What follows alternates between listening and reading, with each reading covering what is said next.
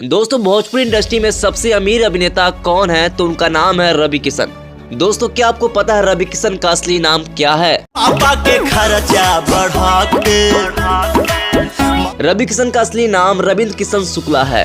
जी हाँ दोस्तों, रवि किशन भोजपुरी इंडस्ट्री का एक बहुत ही बड़ा नाम है। पिछले लंबे समय से भोजपुरी इंडस्ट्री पर राज करते आ रहे रवि किशन करोड़ रुपए के मालिक हैं। मेकअप लगा के पापा के। उनके नेटवर्थ की बात करें तो रवि किशन के पास 20 से 21 करोड़ रुपए है। ये एक फिल्म के करीब 50 लाख रुपए तक का चार्ज करते हैं।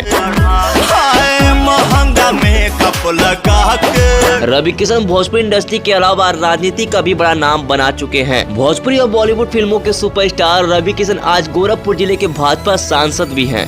फिल्मों से लेकर राजनीति तक खुद को साबित किए रवि किशन। इसी अमेजिंग वीडियो देखने के लिए सब्सक्राइब कीजिए द भोजपुरी मूवीज फैक्ट को। और आप हमारा वीडियो कहां से देख रहे हैं कमेंट जरूर बताएं।